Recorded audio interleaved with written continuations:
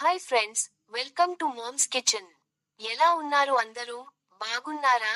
ఈరోజు మన snack recipe chicken pakodi. ఒక్కసారి ట్రై చేస్తే మళ్ళీ మళ్ళీ చేయాలని అనిపిస్తుంది. ముందుగా మిక్స్ జార్లోకి 3 పచ్చిమిర్చి అలాగే కొద్దిగా కొత్తిమీర కొంచెం కరివేపాకు వేసుకుని ఇలా గ్రైండ్ చేసుకోవాలి. ఒక బౌల్లో చికెన్ వేసుకోవాలి.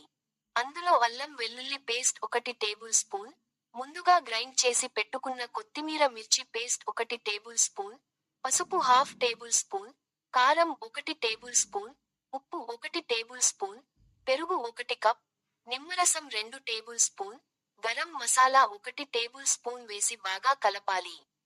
ఇప్పుడు అందులోకి కార్న్ ఫ్లోర్ 1 టేబుల్ స్పూన్ అలాగే శనగపిండి 1 టేబుల్ స్పూన్ వేసి బాగా కలుపుకోవాలి.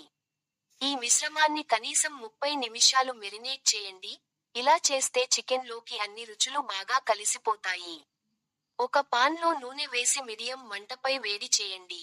నూనె వేడిగా అయిన తర్వాత ఒక్కొక్కటి జాగ్రత్తగా వేసుకుని వేయించుకోవాలి. లైట్ రెడ్ కలర్ వచ్చే వరకు ఫ్రై చేయండి. అప్పుడు క్రాంచిగా ఉంటుంది. చికెన్ ఎక్కువ టైం మ్యారినేట్ చేస్తే టేస్ట్ బాగా వస్తుంది. బాగా క్రిస్పీగా అయ్యాక పేపర్ మీద వేసి నూనె తీయండి.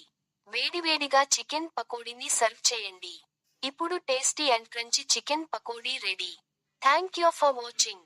ఇంకా ఇలాంటివి చూడాలంటే మా ఛానల్ ని సబ్స్క్రైబ్ చేయండి.